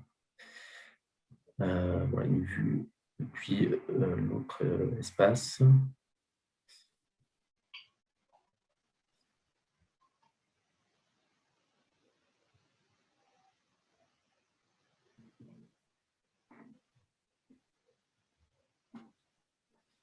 Voilà pour la présentation architecturale. Super, merci beaucoup. C'était assez riche en informations. Et en complément, je ne sais pas si vous avez vu tout le monde, mais sur le chat, il y a quelques informations aussi qui ont été données par Julie Poisson de la Fédération bretonne des filières biosourcées, donc avec quelques liens intéressants et aussi un lien d'Olivier Ferrand. Donc voilà, n'hésitez pas à aller regarder ça. Voilà, donc je vais laisser Morgan présenter sa partie. On a pris quelques minutes de retard, Morgan, donc rien de trop méchant, mais voilà. D'accord, je vais tâcher d'être concis. Merci. Ok. Bonjour à tous. Donc, Morgan Le Goff, je suis sous-traitant pour la société Accorpaille. Accorpaille qui est basée à Orléans, qui est une SCIC. Donc, la SCIC Accorpaille a eu cette prestation d'assistance à maîtrise d'ouvrage pour Brest Métropole sur le projet du conservatoire botanique. Cette mission a consisté à sécuriser le projet sur le choix de la paille. Et donc, notre mission s'est déroulée en plusieurs étapes. Donc, j'ai mon collègue François-Xavier Vandeville qui a participé donc à cette mission d'AMO, qui fait partie du collectif Paille armoricain, qui en est le président actuellement. Moi, je suis le délégué départemental du Finistère. Et donc, au sein du collectif Paille armoricain, nous sommes un groupe d'experts spécialisés justement dans l'isolation paille. Moi, ma présentation aujourd'hui, elle va consister en vous expliquant en quoi l'isolation paille elle, répond aux enjeux de demain, et puis en quoi notre appui d'assistance à maîtrise d'ouvrage est importante pour la bonne conduite d'opérations comme celle-ci, puisqu'on est sur un matériau qui est plutôt nouveau dans son emploi. Voilà. Donc, construire avec la paille, en France, vous voyez, c'est le réseau français de la construction paille qui représente la filière. Le réseau français de la construction paille, c'est à peu près 600 adhérents nationaux. En région, ici, Pays de Loire et Bretagne, pour le collectif Paille armoricain, on a à peu près 110 personnes. Voilà. La paille, elle est venue comment? La paille, elle est venue, elle a émergé en tout cas beaucoup dans le bâtiment à partir de 2012 avec l'arrivée des règles professionnelles. En fait, vous avez l'agence qualité construction qui a observé notre méthode de la pratique de l'isolation paille pour nous aider à appuyer puis à faire passer auprès des assureurs cette nouvelle pratique. Donc, après observation et puis des retours d'expérience liés comment dire, au... Oula, j'en perds mes mots. Liés au... Hop, excusez-moi, je reviens. En tout cas, l'AQC a validé à un moment donné au vert l'usage de la paille à partir du moment où la paille a marqué dans son expérience qu'elle faisait ses preuves. Et donc, ça a permis au réseau de faire émerger vraiment la construction paille. Aujourd'hui, en France, on est leader européen de la construction paille. On a plus de 15 000 ouvrages construits en paille à peu près recensés. Il faut savoir que la paille, elle a une disponibilité très importante sur notre territoire, environ 9 millions de tonnes. 5 à 10% de cette paille pourrait remplacer l'isolation dans 500 000 logements neufs demain. Donc, on a une ressource qui est complètement disponible pour passer ce cap-là. Morgan, 2 secondes. Est-ce que tu peux mettre en plein écran ou en mode présentation? Oui, pardon. En plus grand, ouais. Super, merci. Il faut que je reprenne mon document. Ah, j'arrive pas, j'y arrive pas. Je suis désolé. Hop.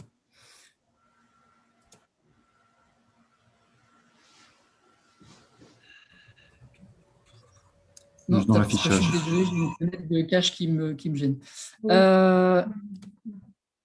Voilà, donc la caractérisation du matériau paille, donc c'est un matériau qui aujourd'hui remplit pas mal la fonction sur les enjeux qu'on attend, c'est-à-dire que le matériau paille est un matériau plutôt isolant, donc c'est un matériau biosourcé qui va être issu de la photosynthèse et qui va permettre du champ jusqu'au chantier d'avoir un circuit très court avec une empreinte carbone très basse.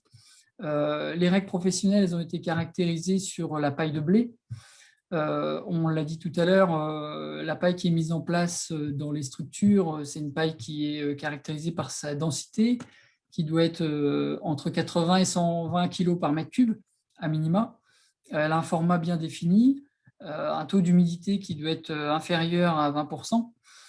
Et quand on parle de thermique, on a une botte de paille qui, d'elle-même, atteint une résistance thermique de 7,1. C'est-à-dire que c'est l'équivalent des bâtiments passifs. Cette botte de paille peut se mettre en place dans les structures de différentes façons. Donc, on a ces différentes façons qui sont ici présentées. Le remplissage où on a une structure et la botte de paille vient en isolation après. La technique du caisson qui a été employée sur le conservatoire botanique qui est celle-ci. Et puis après, on a des essais d'innovation sur l'usage de la botte de paille en isolation thermique par l'extérieur et en isolation en paille structurelle. Donc ça, c'est quelque chose qui, pour l'instant, est à l'étude. La paille en France, c'est toute une histoire. Ça fait déjà plus de 100 ans qu'on en a l'usage. Le premier bâtiment recensé en France, c'est la Maison Feuillette à Montargis. Ce bâtiment, il est aujourd'hui devenu Centre national de la construction paille. Il a été racheté par le réseau français de la construction paille. Voilà. Et donc, tout à l'heure, on parlait des enjeux environnementaux liés au choix de la paille. Là, voilà, on a bien en évidence le fait que la paille est un isolant très performant. Demain, la réglementation thermique qui va arriver va mettre en exergue la production d'énergie d'un bâtiment et aussi son carbone stocké. On voit bien que les bâtiments qui sont les mieux placés aujourd'hui sur le carbone sont des bâtiments isolés en paille.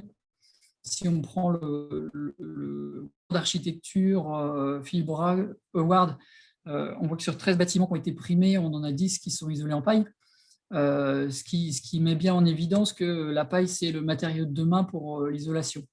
Elle remplit aussi les fonctions en termes d'essais au feu. Les essais Le Pire qui ont eu lieu sur la plateforme d'essai ont montré que la paille pouvait résister dans le temps à l'incendie et donc répondre aux critères indispensables du feu. On a sur le site du réseau français de la construction paille tout un tas de fiches descriptives qui expliquent en quoi le matériau a été testé et en quoi il répond aux caractéristiques de demain. Ici, on parle de sorption, c'est-à-dire que la paille est un matériau qui a une capacité assez importante à réguler l'humidité. Autant elle peut capter de l'humidité dans une paroi, autant elle peut la restituer. Tout à l'heure, je vous parlerai de la spécificité du conservatoire botanique, comme on l'a vu dans la vidéo, où on a des parois attenantes à une serre chauffée, ce qui fait qu'il y avait un besoin de bien maîtriser ce sujet-là sur le conservatoire botanique. Donc là, tout un tas de choses disponibles sur le site du RFCP qui sont ouvertes et accessibles à tous. La paille et son bilan carbone, donc on voit ici par rapport à d'autres matériaux qui sont caractérisés que la paille, elle a un bilan d'énergie primaire renouvelable qui est en fait négatif. Donc c'est cette capacité de la paille à stocker du carbone. En gros, une tonne de paille, c'est l'équivalent de 400 kg équivalent carbone stocké dans des murs, donc environ 28 mètres carrés. C'est vraiment le matériau qui stocke du carbone. Alors, l'innovation de demain dans la filière paille, je vous en parlais tout à l'heure, c'est l'arrivée de l'ITE, l'isolation thermique par l'extérieur avec on a un bâtiment à Paris en R+7 qui s'est isolé en paille récemment. Le chantier est en cours de finition. On a l'arrivée d'un nouveau matériau qui est la paille hachée, qui demain aussi risque de prendre sa place sur le marché. La paille hachée donc, qui se met en place de la même manière qu'on insuffle de la ouate de cellulose et d'autres isolants en vrac. Alors, en ce moment, il y a une ATEX en cours sur le sujet pour étudier toutes ces caractéristiques.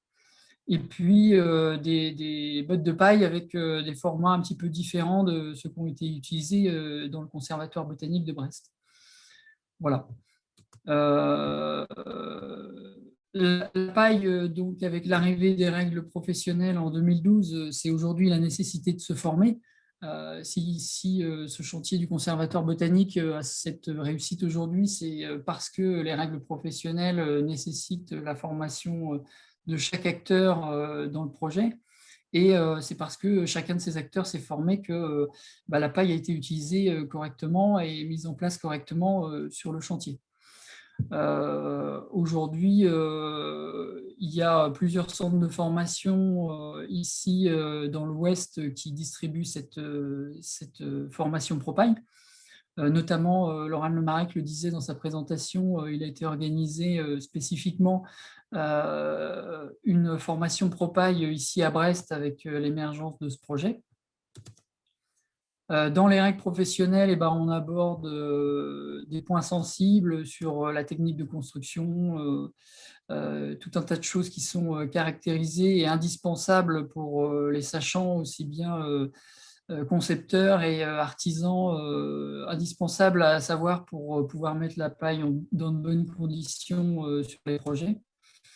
Nous, ici en Bretagne, on est dans une région qui est plutôt soumise aux intempéries. Donc, on a aussi une adaptation de l'architecture et puis, en tout cas, des vêtures des bâtiments qui sont cartographiés par cette carte des intempéries qui permettent de faire les bons choix sur l'usage des matériaux de parement sur les bâtiments.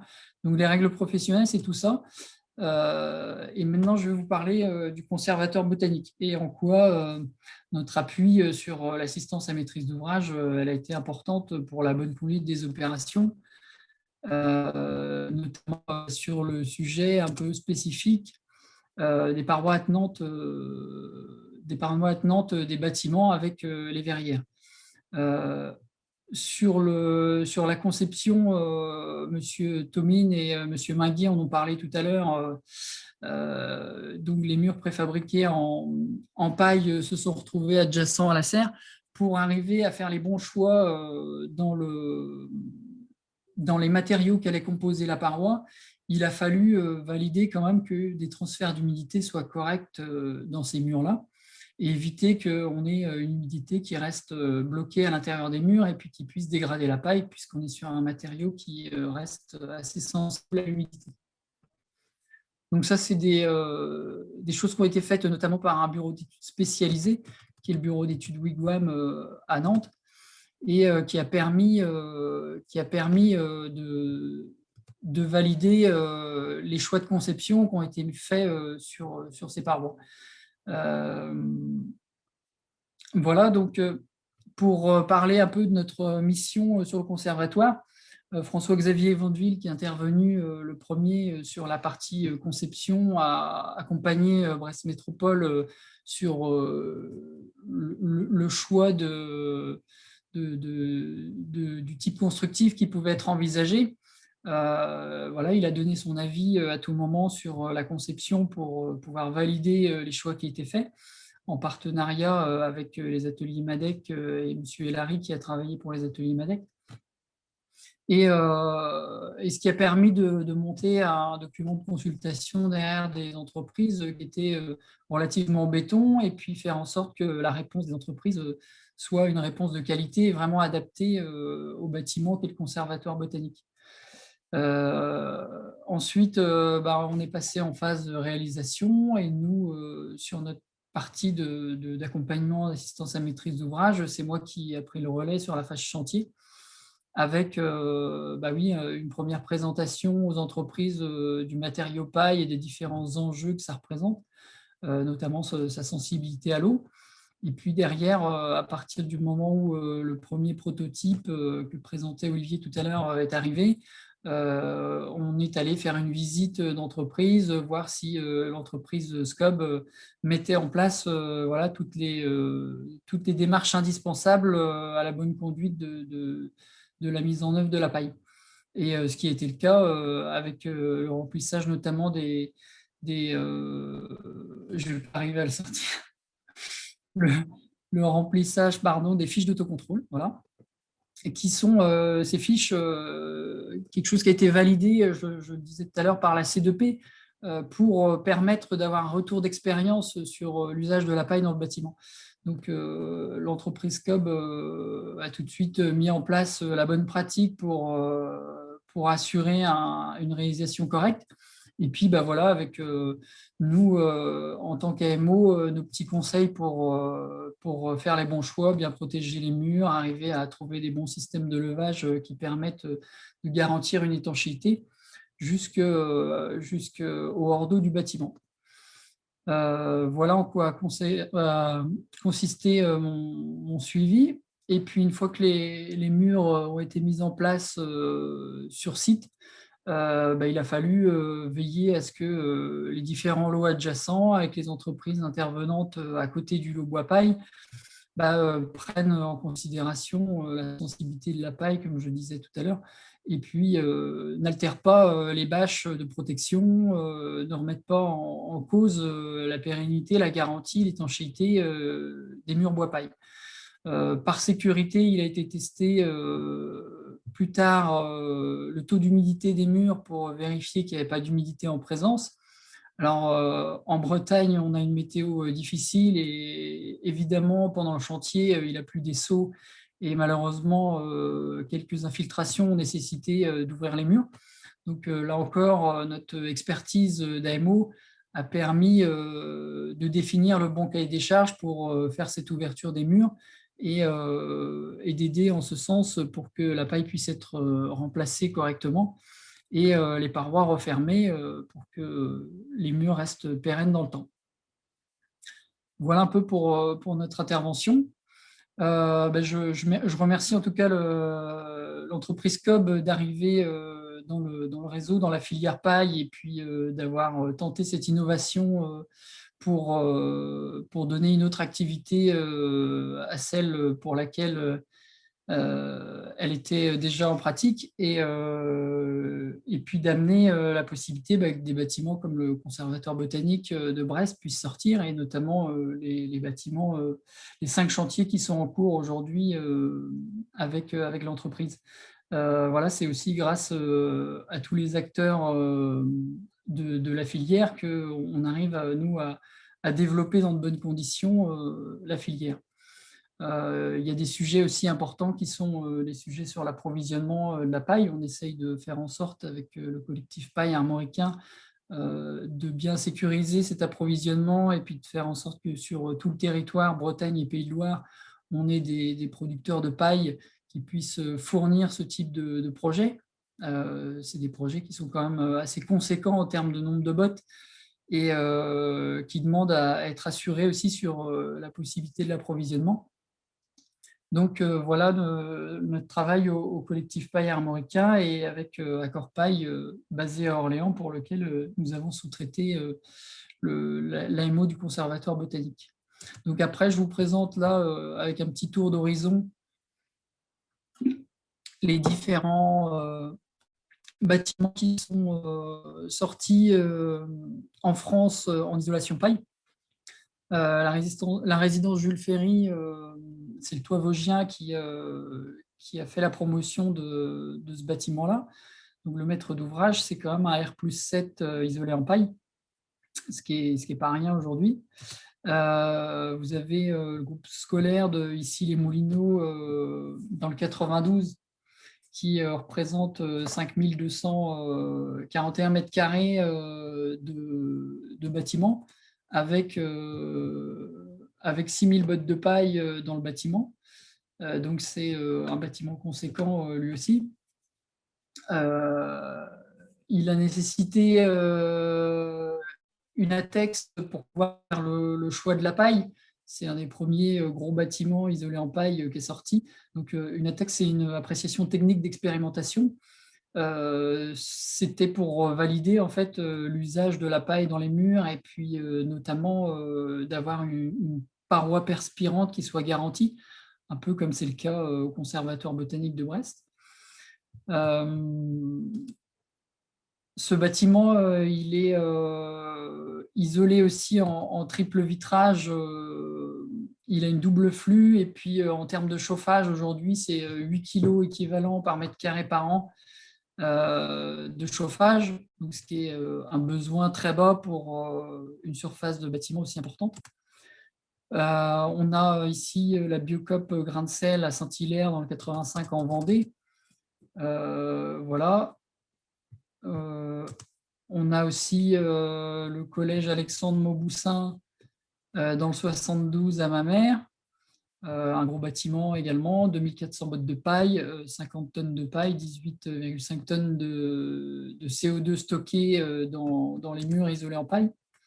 Là, plus récemment, est dans le secteur le collège de Perros-Guirec, donc qui est en cours de construction, intervention en site occupé, quelque chose de pas évident non plus, et géré par l'entreprise pour la partie construction EMG qui a remporté le bois paille, donc basé à Plouagat, qui est aussi un nouvel acteur de la filière paille aujourd'hui.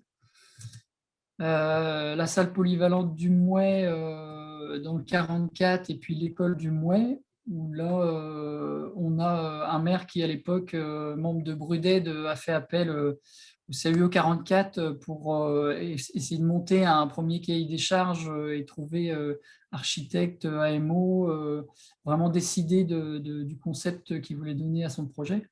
Et puis, ce chantier, notamment pour la salle polyvalente, a été réalisé avec des enduitaires en chantier participatif.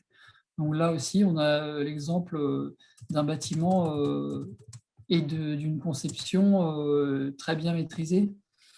Les ateliers de la Socomore dans le 56. La Socomore, ils sont spécialisés dans le traitement et le contrôle des surfaces métalliques et composites. Donc là, il y avait un enjeu aussi important lié sur la qualité du travail pour les ouvriers qui allaient se retrouver à l'intérieur du bâtiment. Donc il a fallu bien s'entourer et mettre autour de la table les bons acteurs pour arriver à avoir un projet qui réponde vraiment aux besoins, aux attentes des usagers, ce qui est un enjeu très important aussi à chaque fois. Voilà. Ecobatis dans le 35, qui est un pôle de formation, donc un bâtiment isolé en paille, le pôle d'éco-construction, centre de formation, conseil, animation de réseau, visite pédagogique de fait par Ecobatis. Et évidemment, en tant que pôle d'éco-construction, le choix de la paille était évident. Localement, à nouveau, Cvel Service, qui est une entreprise de service, a construit un bâtiment à Plouzané, je ne l'ai pas spécifié, avec des bureaux isolés en paille. Ça représente 580 bottes. Là, c'est un architecte local aussi qui a remporté le marché. Donc ça a été réalisé en 2018. C'est un bâtiment passif, premier bâtiment passif tertiaire en Bretagne. Les bureaux de Socopolis à Vannes. Donc, vous voyez, on a quand même pas mal d'exemples de construction aujourd'hui. Socopolis avec les architectes d'ici de là qui font partie aussi du collectif Paille Armoricain et puis qui ont fait émerger aussi ce choix de la paille pour Socomore, enfin qui ont aidé à faire émerger ce choix de la paille. Voilà. Et puis encore une belle réussite dans le territoire, le lycée d'Azenay qui représente à lui tout seul 15 000 bottes de paille, ce qui est un gros chantier où là, le collectif Paille Armoricain a travaillé en AMO sur la sécurisation de la ressource et faire en sorte qu'on trouve les 15 000 bottes de paille nécessaires à la construction de ce bâtiment. Voilà. Donc pour finir et revenir à notre mission d'AMO du Conservatoire botanique de Brest, ce qui est important pour nous dans l'accompagnement qu'on fait, c'est de montrer aux maîtres d'ouvrage qu'ils ont la nécessité de bien identifier leurs besoins, et notamment quand leurs besoins peuvent être sur le choix d'un matériau biosourcé, que c'est des choses qui peuvent arriver à se conduire, s'orienter dans la conception, et puis derrière dans la consultation qui sera faite aux entreprises. Et c'est important parce que c'est comme ça qu'on va aussi changer le bâtiment de demain avec l'émergence des biosourcés dans le bâtiment.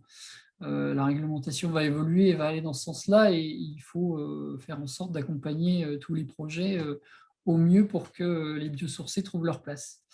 Voilà, et puis la nécessité aussi dans notre mission de constituer avec la maîtrise d'ouvrage la bonne équipe où les gens sont formés aux règles ProPaille et vont pouvoir à tous les niveaux répondre au cahier des charges nécessaires au choix de la paille. Voilà pour les différents enjeux. Et puis après, nous, notre expertise, elle est aussi sur l'assurance qu'en fin de chantier, on réceptionne un chantier qui est correct, et notamment si jamais il faut intervenir sur les ouvrages, proposer un cahier des charges pour ouvrir les caissons, vérifier l'état de la paille, faire des remplacements s'il faut, comme on le voit ici sur la photo, et puis refermer les caissons pour que le bâtiment derrière retrouve une stabilité et puis soit pérenne dans le temps. Voilà. Je vous remercie de votre attention en tout cas, et puis merci à Brest Métropole de nous avoir fait confiance sur cette mission d'AMO. Merci aussi à Énergence et à Bibois d'avoir lancé cette initiative, et je vous dis à bientôt. Voilà. Merci beaucoup à toi, et merci à tous les intervenants. Donc on va laisser un temps d'échange un peu plus court que prévu. Voilà, donc pour les différentes questions. N'hésitez pas. Donc vous pouvez peut-être, vous avez une option lever la main quelque part normalement sur votre écran. Donc n'hésitez pas, vous pouvez lever la main et activer. Ou s'il n'y a pas trop de monde, on peut le faire en direct. Essayez peut-être de poser des questions pas trop longues peut-être, et cibler les intervenants. Et également aussi Julie Poisson qui a remis aussi quelques éléments qu'elle voulait faire passer. Alors peut-être que tu peux commencer, Julie, par faire ça, ou avant qu'on rentre dans les questions plus techniques. Oui. Merci. Bonjour à tous, vous m'entendez bien? Oui. Très bien. Oui, du coup, j'avais peur de ne pas pouvoir intervenir, donc j'ai mis les infos, mais comme ça, c'est bien, vous avez les liens. Donc, c'était juste pour vous informer que la Fédération bretonne des filières biosourcées, donc, qui regroupe 8 filières de matériaux. Donc, il y a bien sûr le bois, la paille, mais il y a aussi la terre crue, lin et chanvre, le textile recyclé, la ouate de cellulose, le roseau et les algues, qui organisent un appel à une manifestation d'intérêt à destination des collectivités territoriales, ou un petit peu plus large, on va dire tout ce qui est parapublic. Vous avez vraiment tous les critères d'éligibilité sur notre site internet. Donc cette AMI a pour objectif d'accompagner, d'offrir un accompagnement gratuit et personnalisé de projets. Donc sans remplacer, je vois qu'il y a Corpaille, sans remplacer le travail d'un AMO, mais voilà, d'accompagner les collectivités, d'éviter un petit peu les écueils, surtout en début de projet. Donc n'hésitez pas à vous renseigner. Et d'ailleurs, il y a un webinaire organisé par le réseau breton bâtiment durable, qui est organisé le 17 juin, où on vous expliquera tout sur cette AMI. Et sinon, n'hésitez pas à me contacter, vous trouvez mes coordonnées sur le site. Je ne souhaite pas monopoliser la parole et laisser la place aux échanges. Merci à vous. Merci. Donc oui, j'ai vu qu'il y avait déjà une question technique sur le chat. Pourquoi la nécessité d'une structure en béton en plus des murs ossature bois? Est-ce que la SCOB ou Olivier pourrait répondre peut-être? Je vais en partie répondre, mais je pense qu'il y avait François-Xavier qui est ingénieur bois qui pourrait aussi nous parler un petit peu des innovations en cours autour de la question du porteur ossature bois paille et puis la question aussi de la paille porteuse qui peut être une innovation aussi en cours. Je ne sais pas si François-Xavier est par ici. Vandeville, c'est ça? Ouais, Vandeville. Il a dû partir. Ouais. Partir. Morgan, tu peux dire quelques mots sur la paille porteuse ou ces sujets-là? Je réactive mon son. Voilà. La paille porteuse aujourd'hui ne fait pas partie des techniques dites courantes. Je parlais tout à l'heure de la C2P qui a permis l'émergence des règles professionnelles et puis la validation auprès des assureurs comme technique courante, l'usage de la paille en isolation. Donc la paille porteuse aujourd'hui n'en fait pas partie. Maintenant, elle est à l'étude et l'idée, ce serait de faire de nouvelles règles professionnelles pour intégrer la paille porteuse. Pour l'instant, c'est à l'étude. Je peux pas en dire grand-chose, mais il y a tout un tas de caractérisations, de suivi de chantier. C'est quand même des choses qui se pratiquent déjà, mais qui aujourd'hui font partie de petites initiatives, pas sur des bâtiments trop importants, en dehors d'un chantier sur Paris de paille porteuse. Alors, j'ai plus le nom en tête du chantier, il va me revenir. Mais c'est un peu la seule initiative vraiment de bâtiment public en paille porteuse. Elle a très bien marché et les usagers sont très contents. Il n'y a aucun problème sur cette histoire de paille porteuse avec, on pourrait croire, un risque de tassement, etc. C'est de la paille porteuse en big, donc avec une haute densité à plus de 300 kg par mètre cube. Ce qui fait que ça peut soutenir des charges plutôt conséquentes. En tout cas, avant que ça apparaisse aux règles professionnelles, on en est encore à l'étude. Mais c'est vrai que ça peut changer le bâtiment de demain. On voit la pression aujourd'hui qui est exercée sur le marché du bois et la difficulté à s'approvisionner en bois dans de bonnes conditions. Avant un retour à la normale, on ne sait même pas dire quand. Mais l'idée de la paille porteuse, en tout cas, c'est de limiter la consommation de bois dans les bâtiments. Donc, c'est peut-être une solution de demain, en tout cas. Oui, ma question, c'était aussi dans le projet en question, pourquoi il y avait la structure béton plus les murs ossature bois qui, structurellement, peuvent tenir sans la structure béton. Oui. Alors là, c'est un choix de conception. C'est vrai que nous, à AMO, on a entamé notre mission. C'était, me semble-t-il, un choix de conception qui était déjà un petit peu arrêté ou proposé, en tout cas, par les ateliers MADEC. Nous, on n'est pas volonté à revenir là-dessus, mais ça permettait, je pense, de dissocier vraiment les murs manteaux qui sont venus se rapporter autour des planchers et de la structure béton, et d'être vraiment sur deux choses complètement à part. Olivier pourra peut-être plus parler de ce choix de conception. Ouais. Effectivement, il y avait des questions aussi liées à des enjeux donc, structurels sismiques et acoustiques entre planchers, parce que la question de la dalle béton, pour des raisons acoustiques, est liée aussi plus spécifiquement aux usages en fait, du conservatoire. On est comme sur un bâtiment avec des activités tertiaires, des laboratoires, et donc voilà, le compromis un petit peu structurel et économique et technique a été de minimiser l'usage du béton, mais uniquement dans un système poteau-poutre, et d'avoir des murs enveloppes et vraiment de porter l'effort sur la qualité de l'enveloppe en termes de performance environnementale et bas carbone.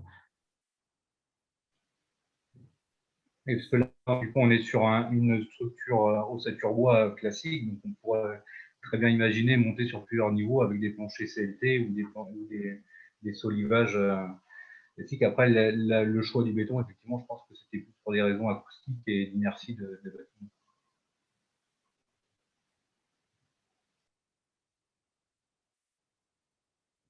C'est vrai que, comme le disait Morgan, il y a la question de comment aussi utiliser le bois avec parcimonie dans ses qualités. Enfin, nous, intéressant en tout cas de réfléchir à une mixité d'utilisation des matériaux, d'utiliser chaque matériau au bon endroit. Voilà, on n'est pas anti-béton et le béton peut avoir son utilité pour certaines raisons, notamment la question inertielle, acoustique, voilà, à ses qualités. Et comment effectivement après minimiser l'usage du béton. La paille porteuse, c'est une piste intéressante. On parle aussi des bottes de paille en 22 cm pour minimiser aussi les montants d'ossature bois. Il y a plusieurs pistes voilà, qui sont aujourd'hui réfléchies. Il y a aussi la réflexion des enduits extérieurs pour remplacer les bardages bois, par exemple, qui sont voilà, pour optimiser aussi l'usage des matériaux.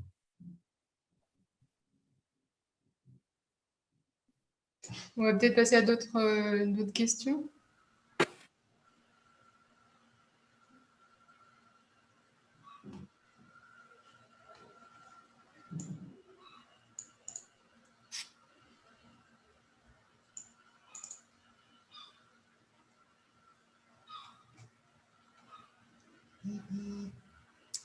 Il n'y a pas d'autres questions.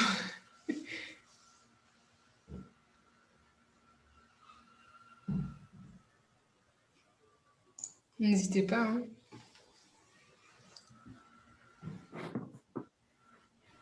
Sinon, j'ai quelques autres petites questions en tête qui pourraient être intéressantes. On n'a pas parlé, je crois, de la provenance de la paille du chantier en lui-même. Ou alors, je suis passée à côté. La provenance de la paille, alors on a eu différents échanges avec différents agriculteurs locaux pour pouvoir obtenir de la paille d'être mis en caisson, donc avec une certaine densité, une certaine hygrométrie. Et malheureusement, on n'a pas pu avoir, on avait à peu près 30% de pertes avec un agriculteur local à côté de Brest. Donc on a pris la décision de travailler avec une entreprise vendéenne, donc Profit, qui lui retransforme la paille et nous garantit une hygrométrie et une densité. Ok. Si je peux dire un mot à ce sujet, donc l'entreprise Profibre, on appelle ça aujourd'hui une UTCA, c'est-à-dire une unité de production qui permet à tout moment de pouvoir faire des bottes de paille à partir de rounes. Donc les rounes, c'est les balles rondes qu'on trouve très accessibles chez la plupart des agriculteurs. Nous, dans le réseau, dans le développement de l'approvisionnement de la paille, ça fait partie des pistes qu'on envisage aussi à plus long terme et qui permettent en tout cas sur des gros chantiers comme celui du conservatoire de répondre à une demande qui est vraiment ponctuelle sur un gros volume. Parce que voilà, Profibre, là par exemple, ils ont rebottelé toutes ces petites bottes, ce petit format de bottes à partir de rounds. Et ces rounds-là, étant avec des densités importantes, regroupent en un moindre volume une quantité de paille importante. Il y a 300 kg par mètre cube dans les rounds contre 80 à 120 kg par mètre cube dans les petites bottes de paille. Donc c'est facile de comprendre qu'en termes de stockage, ça prend beaucoup moins de place. Et que d'utiliser des rounds pour rebotteler des bottes de paille, c'est quelque chose aussi de très efficace pour répondre à une demande qui peut être importante localement, alors qu'on n'a pas encore une structuration de l'approvisionnement avec des producteurs qui vont faire des bottes de paille dans le champ directement. Voilà.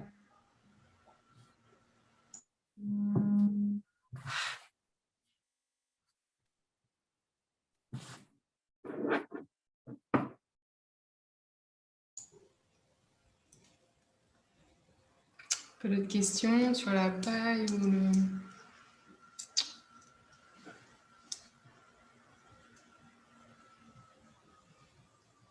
J'avais peut-être un autre aspect en tête qu'a évoqué Mathias Menghi, c'était l'aspect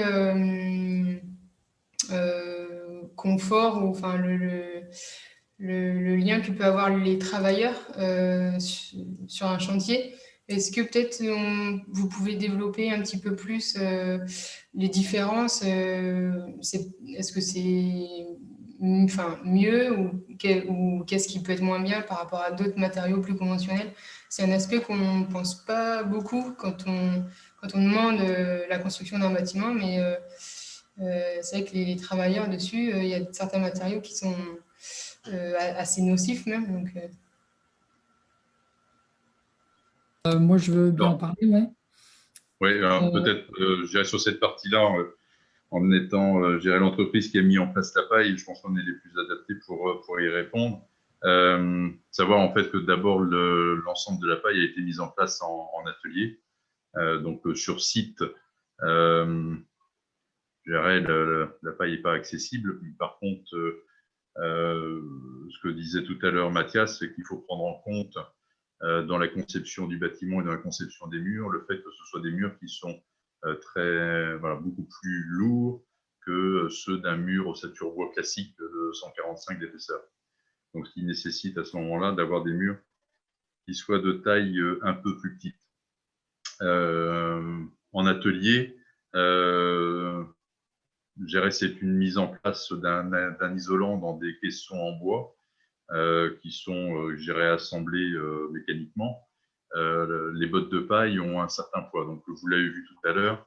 Donc, on avait fait le choix d'assembler les murs, en fait, en tous les cas, de laisser des murs au sol pour pouvoir mettre en place la paille, pour éviter d'avoir à soulever les bottes de paille sur une table d'assemblage. Donc, c'est certain que ça nécessite, une organisation qui est un peu différente pour ménager les aspects musculaires de nos salariés. Ça dégage aussi quand même pas mal de poussière. Donc, ça nécessite des aménagements, une organisation d'atelier afin d'assurer une propreté et un nettoyage régulier pour éviter d'avoir trop de poussière dans le bâtiment. Mais par rapport à un isolant laine de verre, il est certain que l'effet, vous savez tous que la laine de verre, notamment pour les salariés, c'est irritant. Là, on est sur un matériau qui est biosourcé, mais qui dégage de la poussière. Donc, il faut se protéger. Monsieur Le Goff, vous vouliez dire autre chose? Oui, effectivement, si on regarde la caractérisation de la paille, on est sur un matériau qui a une émission dans l'air intérieur qui est très bien classée, classée A+. Donc, en tout cas, une fois que la paille est figée, on est sur des bâtiments qui ne vont pas avoir une augmentation des COV liée à l'isolant qui se trouve dans la paroi. Et ça va être un environnement très sain.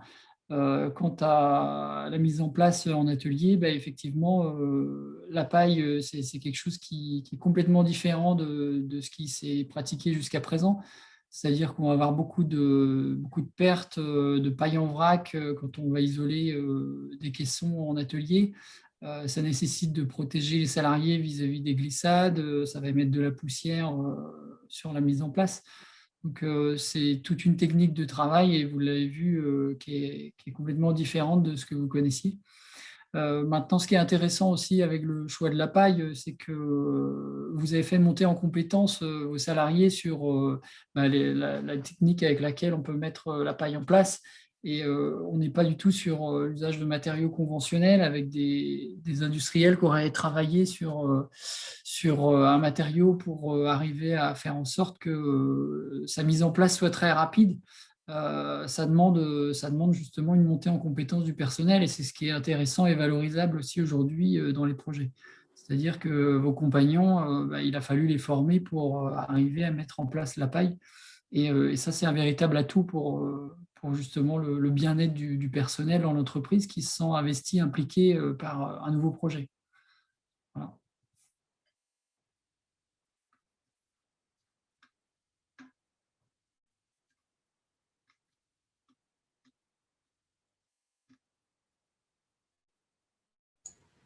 Ok, merci.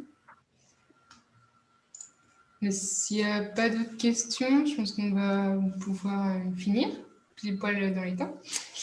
Il y a juste Olivier Ferrand qui a précisé qu'il y avait une visite organisée en physique du conservatoire à 17h. Donc, vous retrouverez aussi le lien sur le chat. Donc, c'est le 25 juin. Donc, voilà. Et puis sinon, du coup, en septembre, le conservatoire sera ouvert au public. Donc, chacun pourra y aller aussi pour voir le bâtiment et les activités du conservatoire. Voilà, je vous remercie à tous pour votre intérêt et je remercie encore tous les participants, les participants et les intervenants. Donc voilà, merci et puis bon week-end à tout le monde. Merci Ninon, merci à toi pour cette Merci à tous. Merci. Merci tout le monde. Merci.